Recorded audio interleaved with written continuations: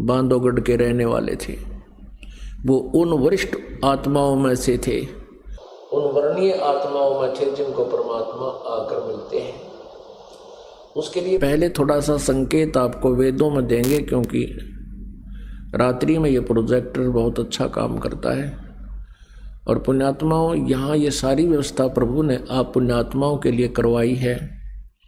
इतना बड़ा सेट बनवाया अपने बच्चों के लिए, इनके ऊपर पंखे की व्यवस्था करवाई, प्रोजेक्टर का प्रबंध करवाया अपने बच्चों से, इसलिए कि आप जी परमात्मा से परिचित हो जाएं। एक बार आप परमात्मा से परिचित हो गए, फिर आपको मोक्ष में देर नहीं है। इतना आसान मार्ग है ये मोक्ष का। परमात्मा को पाना सबसे आसान कार्य है, सबसे आसान जॉब है। लेकिन परमात्मा पहचानना और जो साधना हम कर रहे हैं, ये विश्वास होना कि ये सत्य है, ये कठिन है।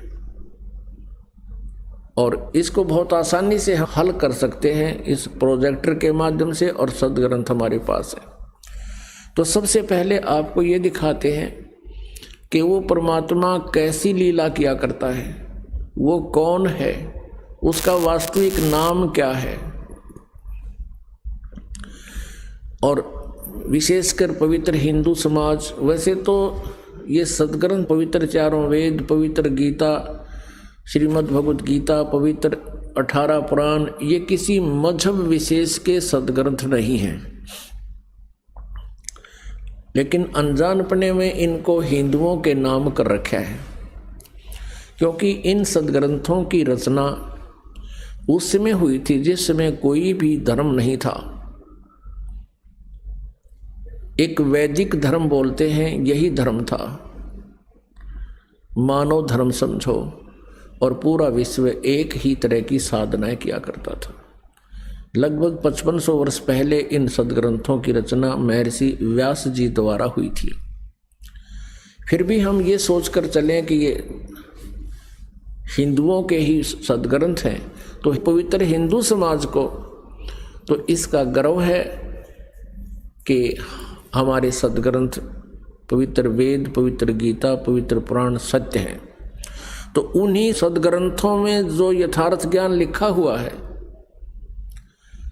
और उसका आज तक भी हमें पता नहीं, जबकि हम जिनको गुरु मानते थे, महर्षि मानते थे, और वो संस्कृत भाषा के ज्ञाता भी थे, विद्वान कहलाते थे, वो भी इन सदग्रंथों को, वेदों को, गीता जी को समझ नहीं सके। पुण्यात्माओं, पवित्र चारों वेद और पवित्र श्रीमद् भगवत गीता, ये गॉड गिवन स्पिरिचुअल नॉलेज है। ये परमात्मा का दिया हुआ आध्यात्मिक ज्ञान है। और रही बात पुराणों की या उपनिषदों की, ये किसी ऋषि विशेष की, देव विशेष की अपनी सोच, अपना अनुभव, लोक वेद सुना सुनाया ज्ञान है। हम इनको भी मुख्य मानते रहे, इनको भी आधार मानकर पवित्र हिंदू समाज परमात्मा को मानता है, जानता है। तो आज वो सदग्रंथ हमारे समक्ष हैं, उनमें जो यथार्थ ज्ञान लिखा हुआ है वो हम तक नहीं पहुंचा। इसका मुख्य कारण ये रहा कि हमारे जो गुरु थे वो टीचर ठीक नहीं थे, वो आध्यात्मिक गुरु ठीक नहीं थे, क्योंकि वो अपने सिलेबस से भी परिचित नहीं थे, और वो आज तक परमात्मा को निराकार बता रहे हैं। और वेदों का भी उस साथ में रेफरेंस देते हैं कि वेदों में परमात्मा को निराकार बताया है, वेदों में परमात्मा को सैकड़ों स्थानों पर साकार बताया है और नर आकार बताया है। कबीर परमेश्वर जी कहा करते थे कि वेद मेरा भेद है, मैं मिलूं वेदन से नाही, और जौन वेद से मैं मिलूं ये वेद जानते नाही। ये चारों वेद मेरी ही महिमा का गुणगान कर रहे हैं, और इन वेदों में मेरे पाने की विधि नहीं है। इन चारों वेदों में जौन से वेद से मैं मिलूं, वो पांचवा वेद सूक्ष्म वेद जो स्वयं परमेश्वर ने आकर के अपनी अमृत वाणी में, सच्चिदानंद घन ब्रह्म की वाणी में उल्लेख किया, उसको ये वेद जानते नहीं। उन वेदों में वो ज्ञान, इन चारों वेदों में ऋग्वेद, सामवेद, यजुर्वेद, अथर्ववेद, इन 4 वेदों में पूर्ण परमात्मा के पाने की वे ऑफ वर्शिप नहीं है, पूजा की विधि नहीं है। इनमें केवल ब्रह्म तक की साधना, 500 यज्ञ, ओम नाम का जाप, यहाँ तक लिखा है। ये समझ लिए कि ये मैट्रिक तक का सिलेबस है, 10वीं तक का सिलेबस वेदों में है। इससे आगे और बहुत सी क्लासेज हैं। वो ज्ञान, वो सिलेबस सूक्ष्म वेद में है, सच्चिदानंद घन ब्रह्म की वाणी में है, कबीर वाणी में। अब रामानंद जी को परमात्मा बता रहे हैं कि स्वामी जी देखिएगा वेदों में परमात्मा के कितने प्रमाण हैं कि वो साकार है। ऋग्वेद मंडल नंबर 9 सूक्त नंबर 86।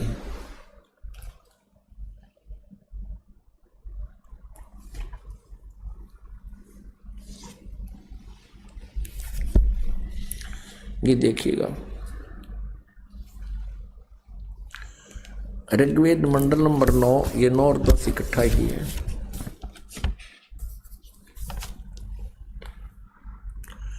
प्रकाशक हैं सार्वदेशिक आर्य प्रतिनिधि सभा, महर्षि दान भवन, रामलीला मैदान, नई दिल्ली। इनके फोन और फैक्स नंबर है। इन्होंने लिखा महर्षि दान सरस्वती कृत। मुद्रक है prince offset printers, 1510 Pataudi house, Daryaganj, नई दिल्ली।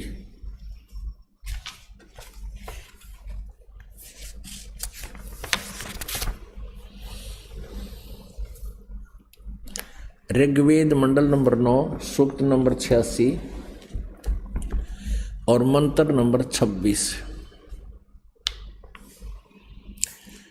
इसमें क्या लिखा है, इन्हीं का अनुवाद है। यज्ञ करने वाले यजमानों के लिए परमात्मा, यज्ञ माने धार्मिक अनुष्ठान करने वाले, यजमान माने भक्तों के लिए परमात्मा सब रास्तों को सुगम करता हुआ उनके विघ्नों को मर्दन करता है, उनके संकटों का नाश करता है, उनको पवित्र करता हुआ और अपने रूप को, अब साकार परमात्मा के देखना ढेर सारे प्रमाण, अपने रूप को साकार हुआ भगवान सरल करता हुआ, यानी हल्के तेज पुंज का बनाता है और वह कांति में परमात्मा। अब यहाँ इन्होंने कबीर को सर्वज्ञ लिख दिया है। यहाँ देखिए, ये है कबीर अतः अतो, कबीर अतो, ये कबीर, हम इसको वह बोलते हैं, वह को कबीर। इन्होंने इसको अपसर्ग लगा दिया, इसको हम रे लगा के हलंत भी लगा सकते हैं, अपसर्ग हटा करके, तो भी कोई व्याकरण त्रुटि नहीं। हम इसको कबीर साहब कहते हैं, कबीर देव, कबीर साहब, जैसे ये कबीर अतो, यहाँ कबीर अतो, और यहाँ देखो कबीर देव, देव माने परमात्मा और कबीर देव। ये देखिएगा, ये है ऋग्वेद मंडल नंबर 9 सूक्त नंबर 20 मंत्र नंबर 1 में। ये स्पष्ट लिखा है कबीर देव, देव माने परमेश्वर, और कबीर, हम कबीर देव कहने लगे, कबीर देव, कबीर साहब, हम वह को वह बोलते हैं। एक थोड़ा सा उदाहरण यहाँ देना पड़ेगा, तब आसानी से हमारा समझ में आऊंगी। आपको दिखाते हैं अभी। अब आपको इन्हीं जो व्याकरण के जानने वाले माने जाते थे, संस्कृत के विद्वान समझे जाते थे, ये नकली महर्षि दानंद ने इन वेदों में बैठा रखा है अनुवाद करने का। ये दानंद जी का अनुवाद नहीं है जो आपको दास दिखा रहा था, नहीं तो ये इसका भी नाश कर देता। ये नाम दानंद का इसलिए लिख रखा है कि इसके नाम तो ये व्याख्या करते, ये 9वां और 10वां मंडल ऋग्वेद का दानंद जी का अनुवाद नहीं है। ये तो एक आचार्य का अनुवाद है जो दानंद जी के ही सिद्धांत को महत्व देता रहा, लेकिन सच्चाई को वो छुपा नहीं सका। अब यहाँ कबीर देव को जैसे यजुर्वेद है उसके ऊपर रै लगा हुआ है, और कहीं पर केवल यजु भी लिखा हो प्रकरणवश, तो वहाँ भी विद्वान पुरुष को अंडरस्टूड होता है कि ये यजुर्वेद की जानकारी है। Yajurveda is a Holi book. Yajurveda एक पवित्र पुस्तक है और उसके विषय में चर्चा कहीं लिखी गई है, तो अंडरस्टूड होता है। वहाँ यजु भी लिखा हो, यजुहु, यजु माने लगाकर 2 अपसर्ग लगा रखे हों, तो उसको अनुवाद करते समय लिखना पड़ेगा यजुर्वेद, जैसा कि स्वामी दानंद ने किया हुआ है। देखिएगा, ये यजुर्वेद है, ये महर्षि दानंद का अपने कर कमलों से इसका अनुवाद है। ये अनुवाद करता स्वामी दानंद है, राइटर नहीं है वेदों का। राइटर तो वेद व्यास जी है। प्रकाशक है सार्वदेशी कार्य प्रतिनिधि सभा 2/5 महर्षि दानंद भवन, रामलीला मैदान, नई दिल्ली। संपूर्ण 40 अध्याय महर्षि दानंद सरस्वती कृत। मुद्रक है prince offset printers 1510 Pataudi house Daryaganj Nai Delhi से। अब देखिएगा इसके 36वें अध्याय में, ये है 36वां अध्याय, 36 अध्याय आरंभ। इसके प्रथम मंत्र में ही लिखा है रचम वाचम परपधे मनो यजु परपधे। ये यजु शब्द लिखा है, इसके 2 अपसर्ग लगा दी गई है, और यहाँ देखिएगा इनका अनुवाद किया महर्षि दानंद ने। ये यजु अपसर्ग लग के यजु लिखा हुआ है, और इन्होंने फिर इसको अनुवाद करते समय यजुर्वेद लिखना पड़ा। ये बिल्कुल सही है। इसी प्रकार जहाँ केवल कवि लिखा हो, कबीर लिखा हो, तो उसका अनुवाद करना पड़ेगा कबीर देव, क्योंकि उस परमेश्वर के बारे में, उस कबीर परमेश्वर के बारे में, ये यजुर्वेद के बारे में जानकारी है, तो वो कबीर के बारे में, कबीर देव के बारे में जानकारी है। हम उसको कबीर साहब कहने लगे। इतनी सी बात है, इन वेदों को समझना ही आसान होगा। पुण्यात्माओं, हमारे लिए ये वेद पाठ हो रहे थे क्योंकि हमारे पूर्वज शिक्षित थे, ये संस्कृत भाषा में लिखे हुए थे। अब परमात्मा ने दया करी है कि हमारे को वो सूक्ष्म वेद का ज्ञान प्राप्त हो गया, और दया करी परमात्मा ने एकादि पुण्यात्मा से इनका अनुवाद ठीक सा करवा दिया। नाते दानंद ने तो यजुर्वेद उठा के देख लो, सिर में दर्द हो जाए, ऐसे अनरस कर दिए अर्थों के, उसको पढ़ नहीं सकता आदमी। ना 3 वेदों का घर घर में प्रचार होता यदि इनका अनुवाद ठीक होता। अब फिर देखते हैं ऋग्वेद मंडल नंबर 9 सूक्त नंबर 86, आप पढ़ रहे हो मंत्र 26। यज्ञ करने वाले यजमानों के लिए परमात्मा, यानी साधना करने वाले साधकों के लिए, भक्तों के लिए परमात्मा सब रास्तों को सुगम करता हुआ उनके विघ्नों का मर्दन करता है, उनके संकटों का नाश कर देता है, उनको पवित्र करता हुआ अपने रूप को, साकार हुआ भगवान, अपने रूप को सरल करता हुआ तेज पुंज अन्य दे धरकर इस विधम को बैठी। गरीबदास जी ने कहा है ब्रह्मवेदी में, वह कांति में परमात्मा सर्वज्ञ नहीं, यहाँ लिखना चाहिए था कबीर देव। कबीर देव विद्युत के समान क्रीड़ा करता हुआ वर्णीय पुरुष को, श्रेष्ठ भक्त को, अच्छी आत्मा को, वरिष्ठ आत्मा को प्राप्त होता है। यानी साकार है, अपना उनका रूप लिखा है, उनका नाम लिखा है, और वो उस अच्छी आत्मा को आकर मिलता है। अब ऋग्वेद मंडल नंबर 9 सूक्त नंबर 86 का ही मंत्र 27 देखिएगा। परमात्मा को प्राप्त होती है जो परमात्मा ध्रुवलोक के तीसरे पृष्ठ पर विराजमान है।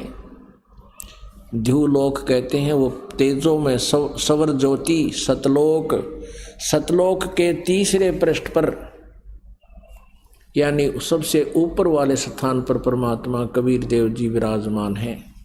अब देखिएगा 82 का ऋग्वेद मंडल नंबर 9 अभी दिखाते हैं आप। ऋग्वेद मंडल नंबर 9 सूक्त नंबर 82 का मंत्र नंबर 1। इसमें कहा कि जो सर्वो उत्पादक प्रभु यानी सबकी रचना करने वाला परमात्मा प्रकाश रूप, वैसे अरुष माने साकार होता है, प्रकाश रूप सद्गुणों की वृष्टि करने वाला, पापों का हरण करने वाला, वह है राजा के समान। राजेव, राजेव माने राजा के समान, इन्हीं के शब्दों में।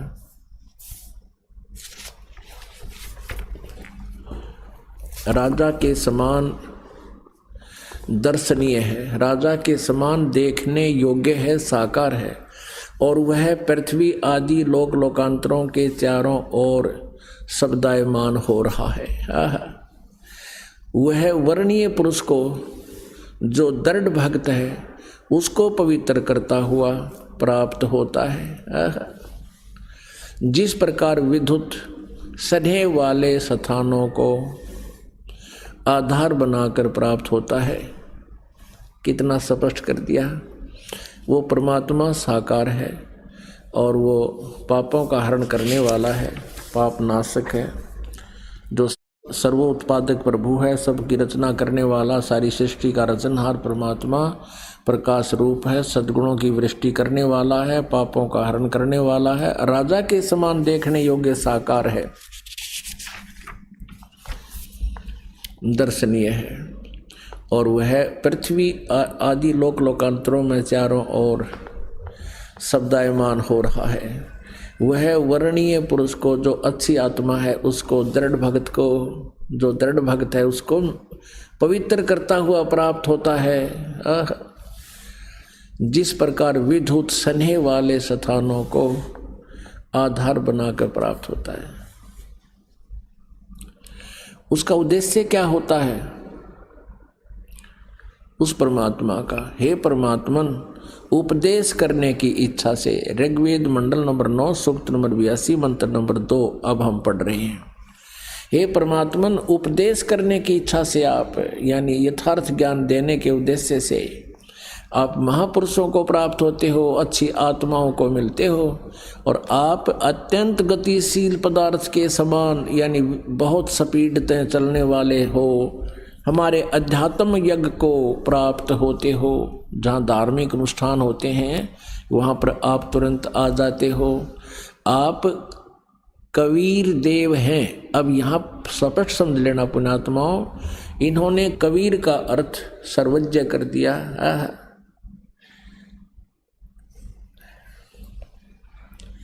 अब यहाँ देखिएगा, ये है कबीर वेधस्य, ये रे है ऊपर,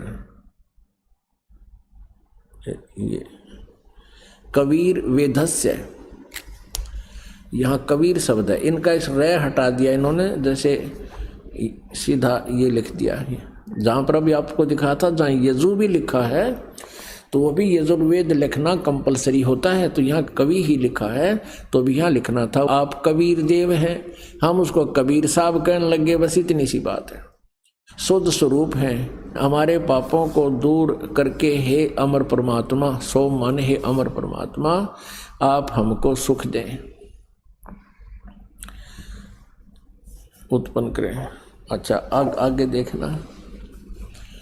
अब तीसरे में ऋग्वेद मंडल नंबर 9 सूक्त नंबर 82 मंत्र 3 में, पवित्र यज्ञों में रक्षा से आप प्राप्त होते हैं और पृथ्वी आदि लोक लोकांतरों में गति करते हुए चल कर आते हैं। गति करते हुए सर्वव्यापक नहीं, आप हैं, आप स्वयं गतिशील होकर यानी चलकर विराजमान होते हैं।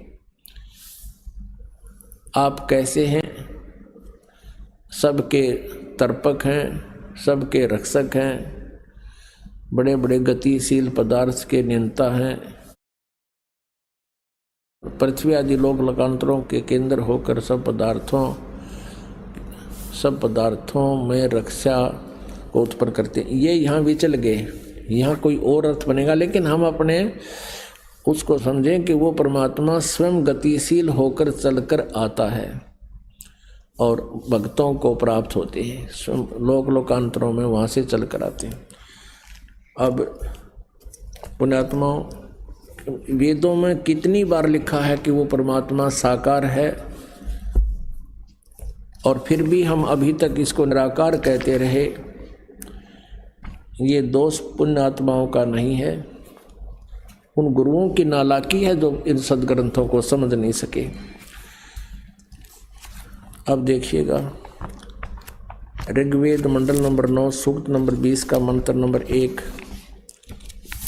ऋग्वेद मंडल नंबर 9 सूक्त नंबर 20 मंत्र नंबर 1 में यहाँ स्पष्ट लिखा है, पर कबीर देव, इन्हीं का अनुवाद पढ़िए। वह परमात्मा कबीर देव है, यहाँ लिखना चाहिए था, इन्होंने मेधावी लिखा है। वह परमात्मा कबीर देव है और सबका रक्षक है, विद्वानों की तृप्ति के लिए, जो भक्त हैं उनको तृप्त करने के लिए ज्ञान को देता है, सहनशील है, संपूर्ण दुष्टों को संग्राम में तिरस्कृत करता है। और वह परमात्मा कबीर देव है, कबीर साहब है। आपको कुछ एक मंत्र दिखाते हैं, उसके बाद फिर आगे सत्संग बढ़ाते हैं, क्योंकि जब तक हम अपने परमात्मा को पहचाने नहींगे, यथार्थ ज्ञान से परिचित नहीं होंगे कि भगवान कैसा है, कहाँ प्रमाण है। आज आप दास के इन वचनों को सदग्रंथों में देख रहे हो, और ये दास सन 1994 से यही व्याख्या करता आ रहा था, परमात्मा को इसी प्रकार बता रहा था, क्योंकि वो सूक्ष्म वेद में कबीर परमेश्वर ने पहले बताया हुआ था, और हमें 100% विश्वास था, अपने मालिक पर कॉन्फिडेंस था। और आज परमेश्वर ने दया करी, सन 2001 में इस दास के अंदर विशेष प्रेरणा की, जब करोथा आश्रम निर्मित कर दिया। पहले घर घर गांव गांव में जाके सत्संग करते थे, बहुत बिजी लाइफ था दास का। फिर इतना अत्यधिक पाठ हो गए, सत्संगों की अधिकता बढ़ गई, घर घर नहीं जाया जा सका। दया करी परमात्मा ने, एक आश्रम बनाया करोथा में। वहाँ फिर कुछ रिलैक्स महसूस हुआ, कुछ समय मिला, पाठ सामूहिक करने लग गए जैसे अब हो रहे हैं। एक दिन प्रेरणा की परमात्मा ने इस दास को कि वेद मेरा भेद है। इस वाक्य से बड़ा प्रभावित हुआ दास के। परमात्मा ने कहा वेद मेरा भेद है, तो अवश्य मालिक के बारे में जानकारी पावेगी। फिर दया करी दाता ने कि इनके द्वारा कुछ अनुवाद किए हुए थे अटबट, उनको देखा, उनमें भी बहुत सा तथ्य अनुवाद इन्होंने अड़ंगा करते हुए भी वो सच्चाई को छुपा नहीं सके, तो बड़ी खुशी हुई। फिर श्रीमद् भगवत गीता जी को देखा, ओए होए, अर्थों के अनर्थ करके उन्होंने सारा काम बिगाड़ रखा था। फिर दया करी दाता ने गहरी नज़र गीता में इस दास ने श्रीमद् भगवत गीता का पुनर्अनुवाद किया, जो आज आपके कर कमलों में है। अब आपको और ढेर सारे प्रमाण दिखाते हैं, 10 मिनट के अंदर बहुत कुछ आपको मिलेगा, देखिएगा। इसमें स्पष्ट लिखा है दर्शतेम, हे इन्होंने अड़ंगा कर रखा है ज्ञान से देखने योग्य। हे देखने योग्य यानी साकार, अत्यंत बल युक्त, सबसे के प्राण रूप अंतर्यामी परमेश्वर, यानी ऋग्वेद मंडल नंबर 1 सूक्त नंबर 2 के मंत्र नंबर 1 में परमात्मा देखने योग्य साकार लिखा है। अनुवाद स्पष्ट है। फिर मंत्र नंबर 2 में, हे अनंत बलवान ईश्वर, जो विज्ञान प्रकाश को प्राप्त होने, औषधि आदि पदार्थों के रस को, इसमें स्पष्ट आपको साक्षात करने के लिए स्तुति करते हैं। साक्षात माने देखने के लिए। फिर देखिएगा, ऋग्वेद मंडल नंबर 1 सूक्त नंबर 31 मंत्र 17 में लिखा है, मनुष्यवत अग्नि, इसने क्या किया है, अनुवाद करते समय इस दानंद ने बैठा बैठा रखा है। अब यहाँ लिखा मनुष्यवत अग्नि, अग्नि माने परमेश्वर, ये इसने अड़ंगा कर दिया। मनुष्यवत तो यहाँ लिख दिया, अग्नि यहाँ लिख दिया, और ये लिखना था मनुष्यवत अग्नि, हे मनुष्य के समान। मनुष्यवत मनुष्य के आने जाने के समान, ये अड़ंगा कर दिया। मनुष्य के मनुष्यवत मनुष्य के समान, ये तो आम बच्चा भी समझ सकता। मनुष्यवत माने मनुष्य जैसा, मनुष्य के तुल्य। अग्नि माने परमेश्वर, ये आपको बहुत बार समझा रखे। अब दिखाते हैं ऋग्वेद मंडल नंबर 9 सूक्त नंबर 36 मंत्र 9 में यहाँ लिखा है, देखने योग्य रूप को उत्पन्न कीजिए हे परमात्मा। उस देखने योग्य रूप को उत्पन्न माने हमारे सामने आइए। यहाँ इन्होंने लिख दिया अग्नि माने सभापति, यह लिखना था हे परमेश्वर आप है। यहाँ देखो ऋग्वेद मंडल नंबर 1 सूक्त नंबर 25 मंत्र नंबर 18 में यहाँ देखने योग्य परमेश्वर है। हे मनुष्य, तुम जिस व्यवहारों में उत्तम और निष्कर्ष बातों का सहन होता है उनमें ठहर कर, जो कि यहाँ लिखना था विश्वदर्शतम, सबके, विश्व माने सबके, दर्शतम माने देखने योग्य परमेश्वर है। ज्ञान दृष्टि नहीं, ये इन्होंने अड़ंगाड़ा रखा है। आगे देखो, अब ज़्यादा ना समझा के कुछ एक आपको दिखाते हैं जिसे बहुत आसानी से समझ में आ जाएगी कि क्या कहानी है। ये देखिएगा ऋग्वेद मंडल नंबर 9 सूक्त नंबर 34 मंत्र 4 में, हरि रूपई संभज्यते, पाप नाशक परमात्मा अपने रूप से अभिव्यक्त होता है। ये तो ब्रह्मांड रूप अड़ंगाई न डा रखा, सीधा लिखा रूपई, रूप से अभिव्यक्त माने प्रकट होता है, तो साकार है। अब यहाँ देखिएगा ऋग्वेद मंडल नंबर 10 सूक्त नंबर 54 और मंत्र नंबर 2 में, हे परमेश्वर, जो तू अपने बलों को जगत में बढ़ाता हुआ अर्थात व्यापक होकर विचरता है, घूमता है, चलता फिरता है, और लोगों को उत्तम वाणी का उपदेश देता हुआ उनमें विचरता है। बता निराकार की तरह गए, इनको पूछनिया होकर इतनी अड़ंगा डाले थे। वे तो आप अनुवाद कर रहे हैं, स्पष्ट लिख रहा क्या कि हे परमेश्वर, जो तू अपने बलों को जगत में बढ़ाता हुआ और ये व्यापक होकर नहीं बढ़ाता, विचरता है, यानी वहाँ घूमता है, आता है, और लोगों को उत्तम वेदवाणी का उपदेश करता है। वेदवाणी का नहीं, अपनी अमृतवाणी का उपदेश करता हुआ उनमें विचरता है। और देखो मंडल नंबर 10 सूक्त नंबर 54 मंत्र 3 में, हे परमेश्वर, कौन तुम्हारी महिमा का पूरी का पार पा सकता है, या ये लिखना है। हमसे पूर्ववर्ती ऋषि लोग प्राप्त किए हैं आपको, हमसे पहले वाले महापुरुषों को आप मिले हो, आपको प्राप्त किया है, जिस कारण से कि तुम अपने तन्व मन शरीर से, प्रकृति रूपी नहीं, ये नडंगा डाना था, तन्व माने शरीर से पृथ्वी और धूलोक को भी अथवा माता और पिता को भी एक साथ उत्पन्न करते हैं। इससे यह है कि परमात्मा आप अपने शरीर से यानी वचन से इन सब को उत्पन्न करते हो।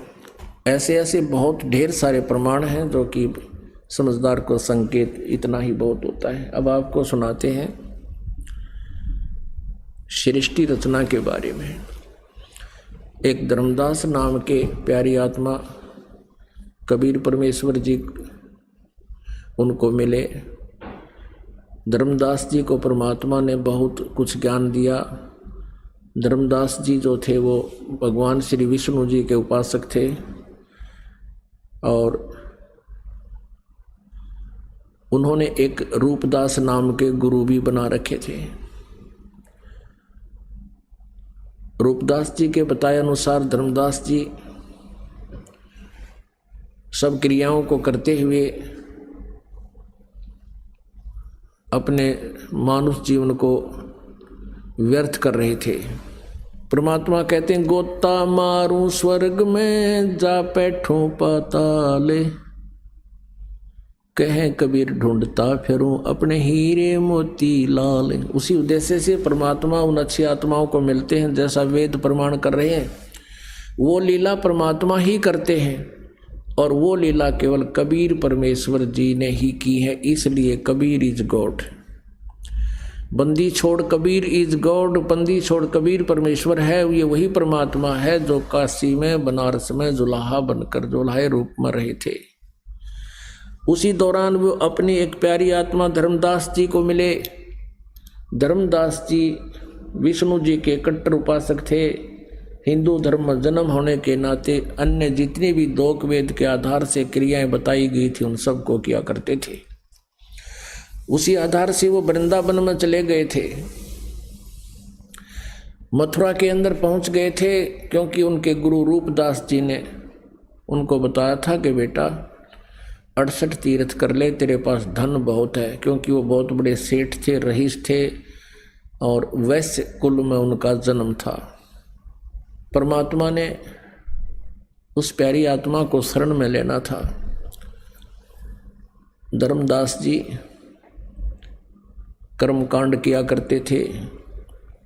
एक विष्णु जी की मूर्ति उन्होंने साथ रखी हुई थी। 68 तीर्थ में स्नानार्थ और लाभ के लिए वो वहाँ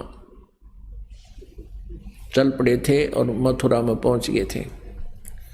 मथुरा के उस तालाब में जहाँ भगवान श्री कृष्ण बचपन में रहा करते थे, स्नान किया करते थे, उस तालाब में गुरुजी के बताए अनुसार स्नानार्थ गए थे कि वहाँ जाने से मोक्ष हो जाएगा। तो कबीर परमेश्वर जी जब धर्मदास जी को मिले, उनको उस तीर्थों के बारे में बहुत सी जानकारी दी। अब धर्मदास जी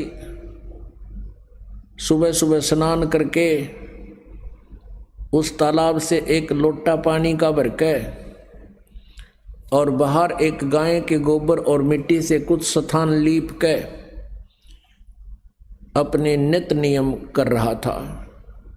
नित्य नियम यानी प्रतिदिन के आध्यात्मिक क्रियाएं, उनमें से मूर्ति पूजा, ठाकुर जी की सेवा पूजा जैसे कर्मकांड, सबका परमात्मा की छोटी सी मूर्ति, उसके सारे श्रृंगार, धोती कुर्ता, सब कुछ, उसके कंठी माला तिलक मुकुट आदि, तो उनको नवाते शुद्ध जल से, फिर नए कपड़े पहनाना, उनकी फिर आरती करना।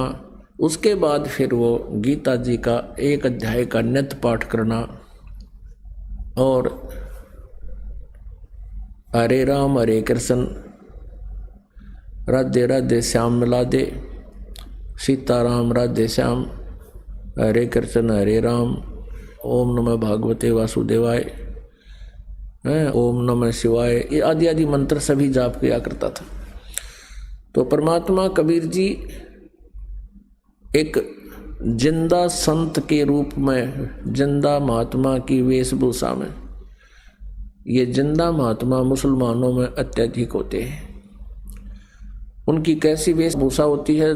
दाढ़ी होती है और सिर के बाल ज़्यादा बड़े नहीं होते, उसके ऊपर एक टोप पहनते हैं ऐसे लंबा सा, और काला ओवरकोट, और एक केवल कच्छा पहनते हैं घुटनों तक का। वो परमात्मा अपनी प्यारी आत्मा के लिए कैसे भटक रहे थे।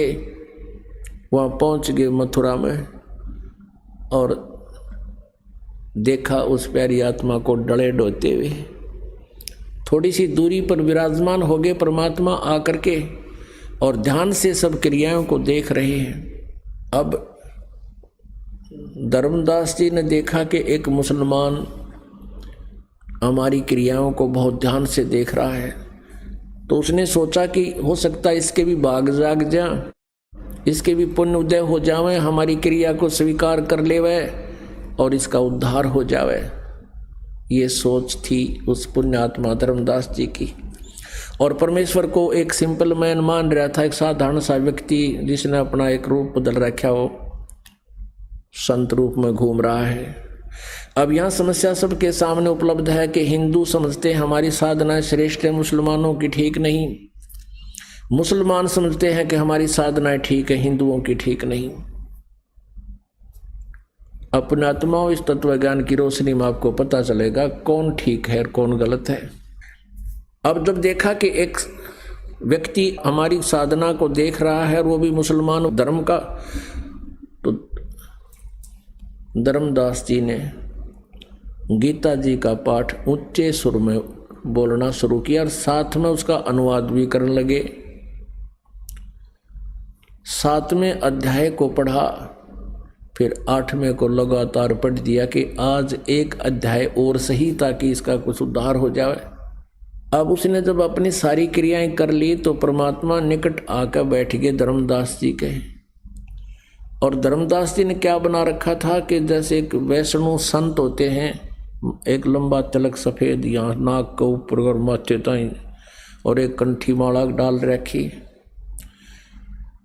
और वैष्णव साधु वाला वेशभूषा कर रखी उसने।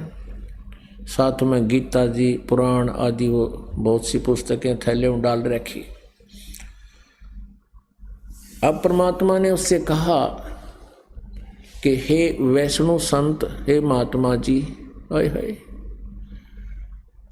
पुण्यात्माओं, आप बालक हो, आप अबोध बच्चे हो, बिल्कुल आप इस ज्ञान को धीरे धीरे समझोगे, फिर आपको रोना आया करेगा। ये बातें आपको याद आएंगी क्योंकि आप पुण्य आत्मा हो और अभी आपके अंतःकरण में मलिनता अधिक आ गई है।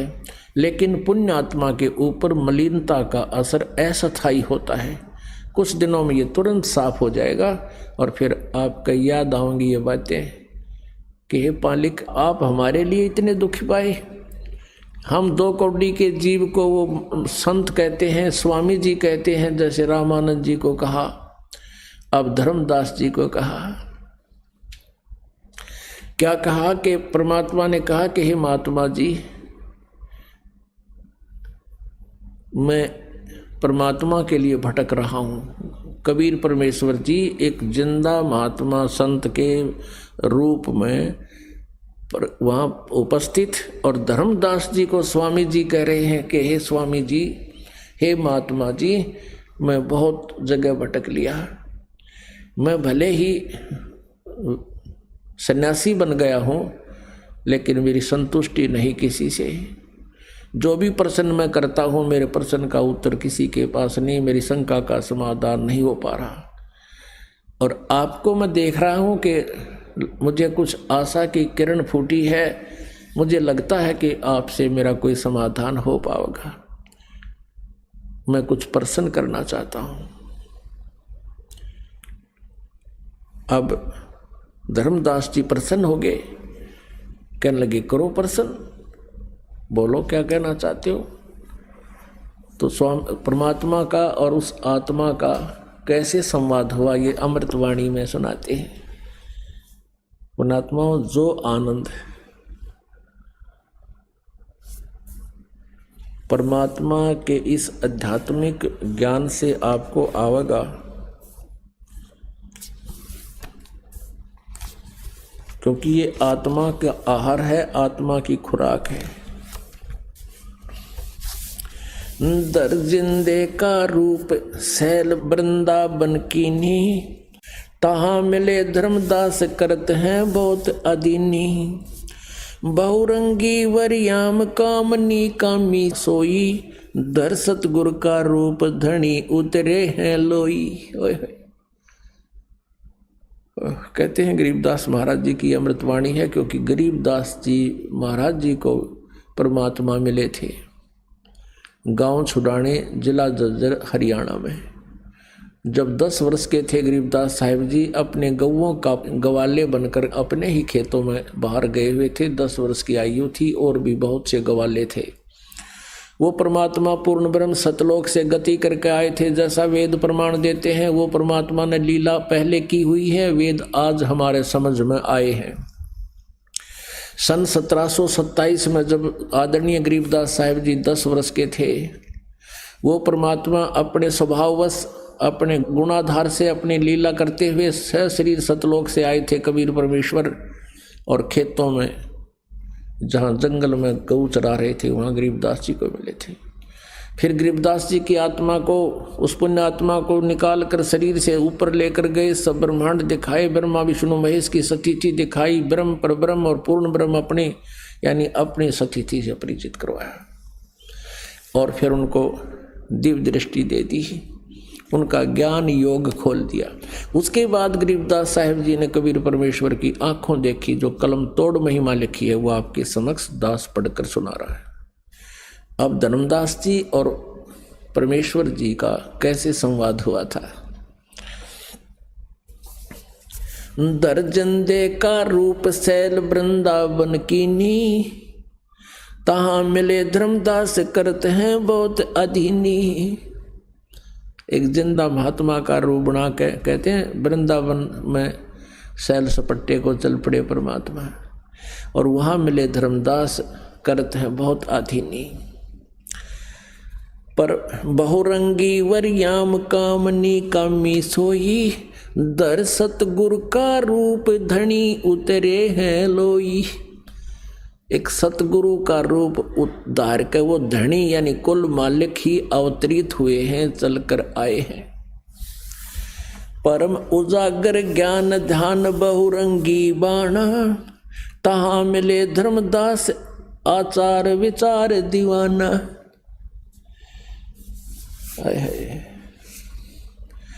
परमात्मा कहते हैं वहाँ वो धर्मदास इन नकली क्रियाओं का दीवाना हो रहा था, आचार विचार ये कर्मकांड में ही दीवाना था, उसके ऊपर आसक्त था। तो परमात्मा ने क्या कहा, कौन तुम्हारी जात कहाँ से आए स्वामी, पूछे पुरुष कबीर धनी साहेब नी कामी। वो पूर्ण परमात्मा उस जीव को कहता है कौन तुम्हारी जात कहाँ से आए स्वामी। स्वामी माने मालिक। ए मालिक आप कहाँ से आए, परमात्मा पूछ रहे हैं धर्मदास जी को, क्योंकि यदि परमात्मा शुरू से ही उसको टोक दे तो धर्मदास सुने नहीं। हम इतने आंडी पाक रहे हैं आज के दिन, मनो शरीर हो, घर में पैसा हो, शरीर स्वस्थ हो, फिर ना सुनते हम किससे की। हम तो अभिमान में टीटी पाक जाते हैं, और इसलिए परमात्मा अपने आप को अधीन बना के फिर हमें सेट करता है।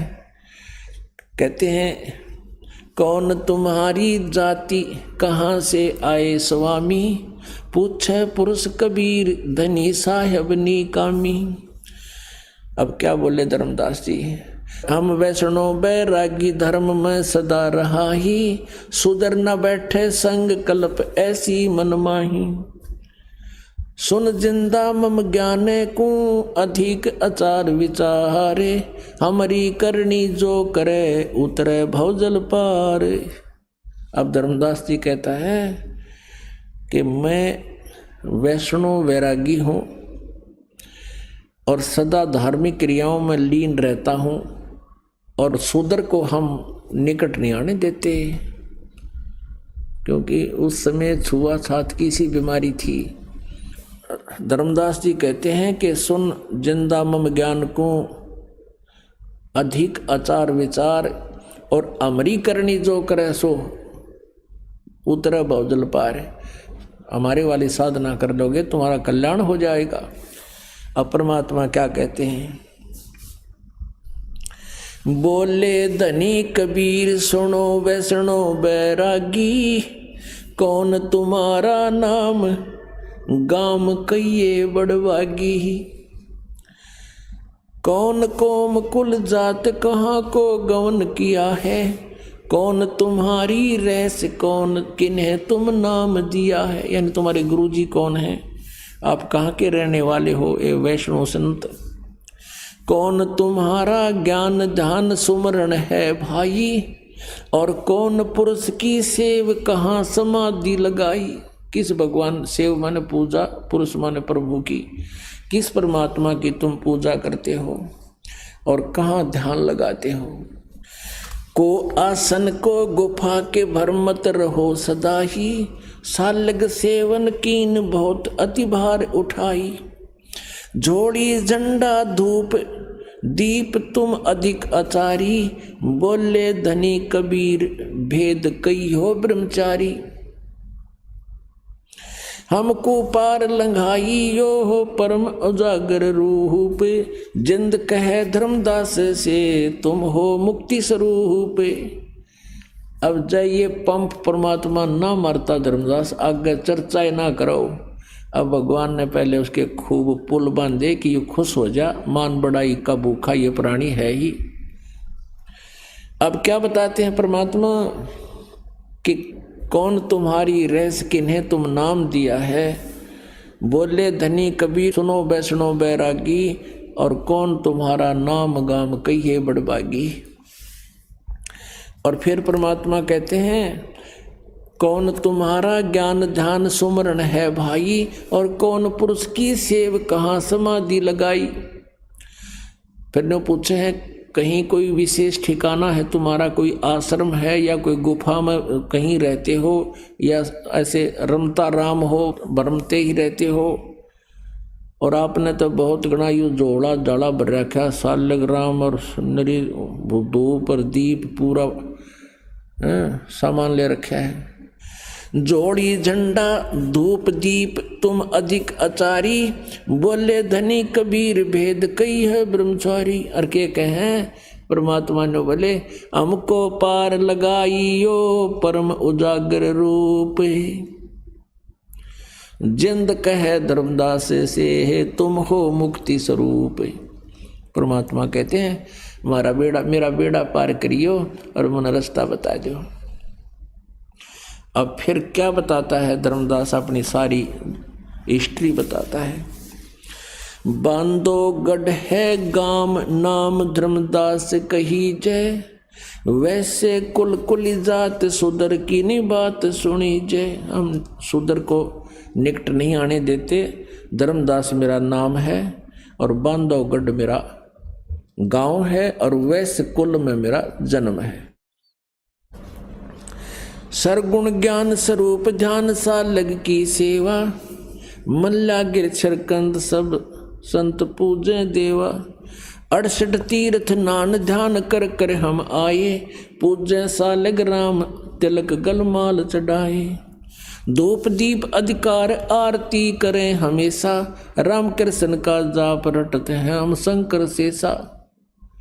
धर्मदास जी बताएं हम के पूजा करा करते हैं, राम कृष्ण का जाप जपें और भगवान शंकर की भी पूजा करता हूँ। नेम धर्म से नेह स्नेह दुनिया से नाही, आरूढ़ वैराग और की मानू नाही।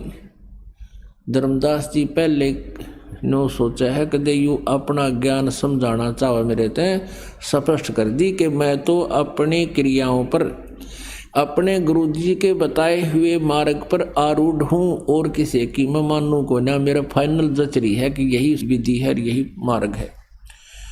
नेम धर्म से नेह स्नेह दुनिया से नाही, आरूढ़ वैराग और की मानू नाही। सुन जिंदे मम धर्म को वैष्णो रूप हमारे, 68 तीर्थ हम किए चिन्ह सिरजनहार। अब धर्मदास कह रहा है कि सुन ले जिंदा, हम वैष्णो साधु हैं और मैंने परमात्मा को प्राप्त कर लिया है। कैसे किया है? 68 तीर्थ घूम के नानू के। बोले जिंदा बैन कहाँ से सालग आए, अर को 68 का धाम मुझे तत्काल बताए।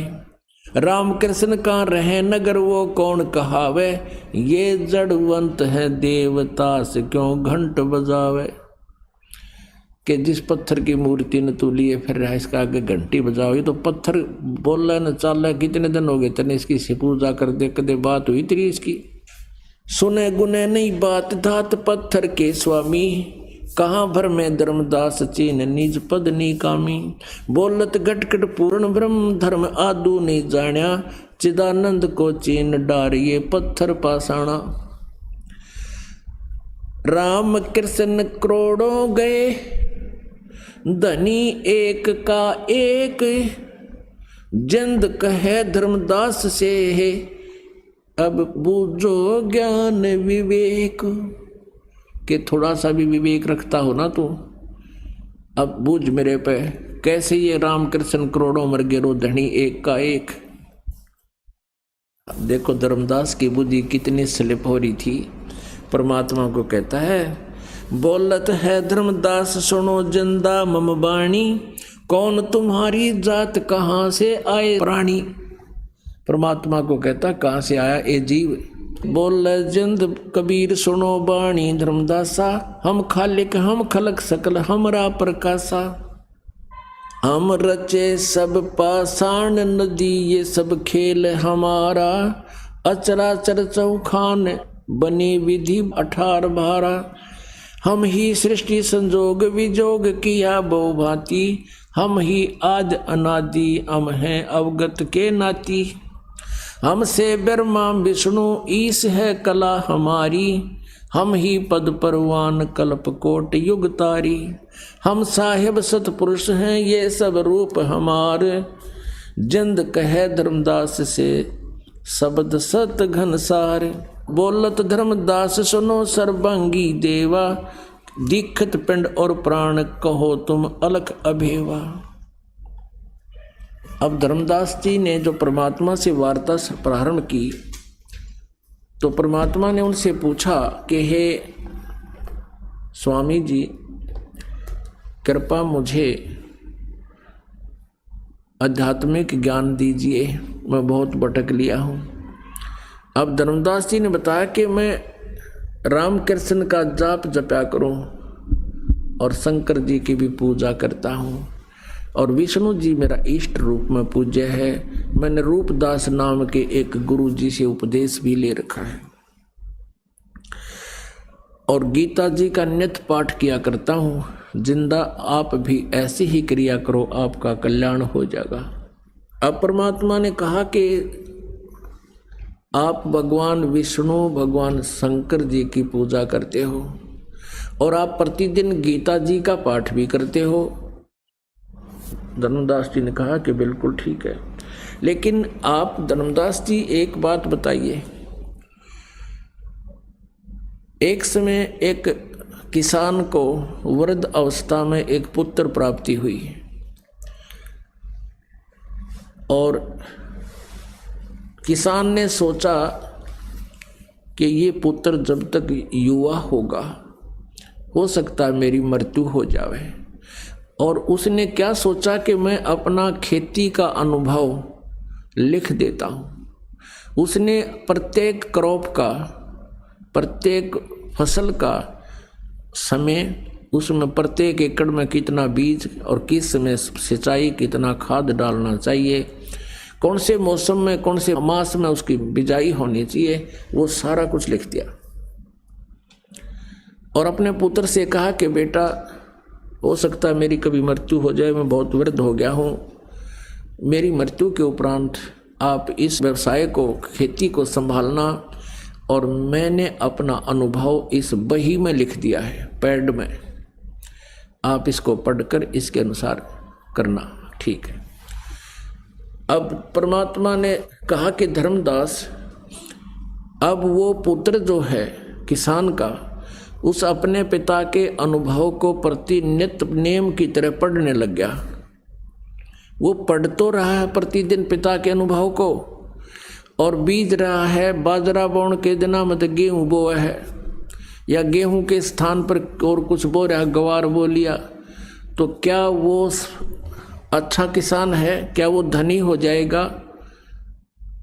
तो धर्मदास जी कहता है ना, वो तो भूखा मरेगा, उसका तो वो तो कति कंगाल हो जाएगा। तो परमात्मा ने कहा कि धर्मदास, श्रीमद् भगवत गीता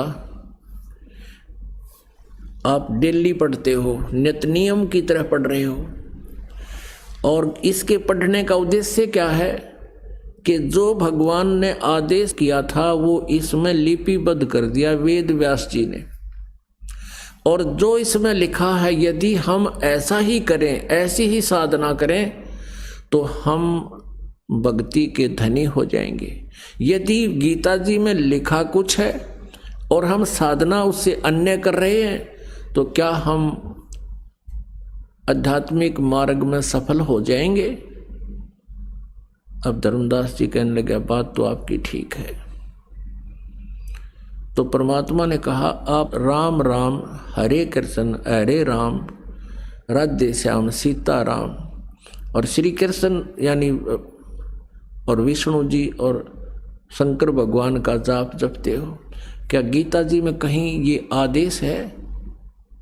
अब उसको पता था कि तो कितने लिखा है को नहीं। भले आदमी, जब गीता जी में ये लिखा नहीं, आदेश नहीं, परमात्मा का आदेश नहीं, उसके विपरीत तुम साधना कर रहे हो।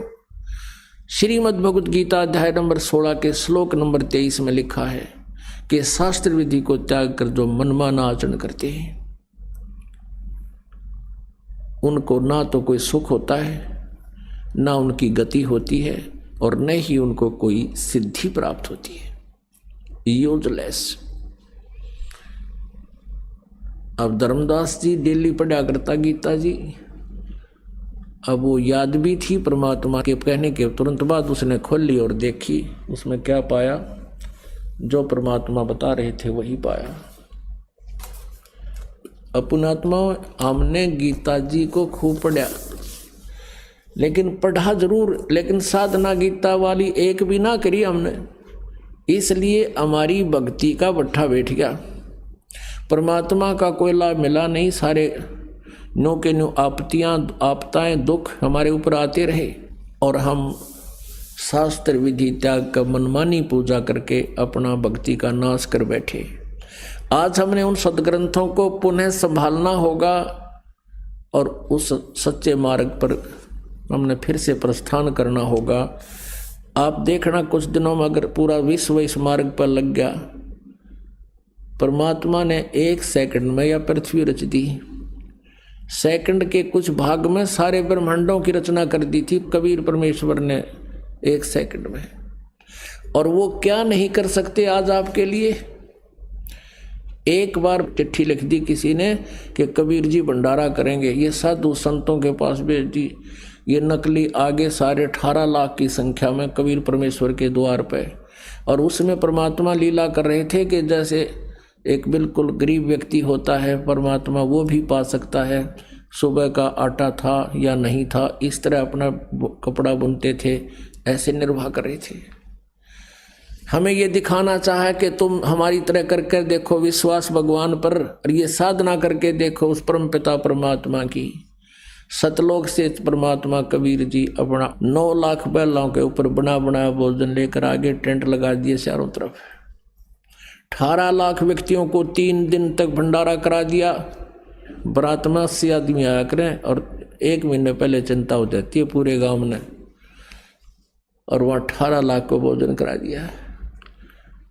तो आपका हमारा जो रोजगार समय पर टूक, ये कोई बड़ी बात नहीं मालिक के लिए, लेकिन हमें वो विधि नहीं प्राप्त जिससे परमात्मा ऐसे लाभ दे सकता है।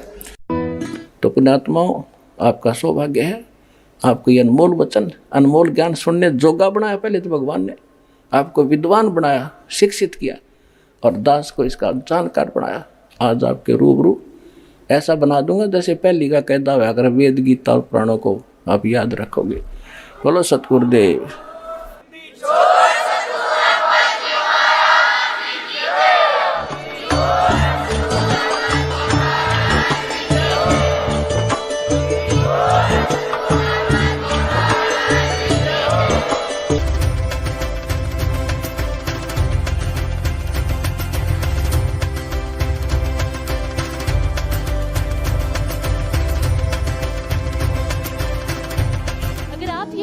YouTube पर देख रहे हैं तो हमारे चैनल को सब्सक्राइब करें और बेल आइकन को दबाना ना भूलें। अगर आप Facebook पर ये वीडियो देख रहे हैं तो हमारे पेज को लाइक करें।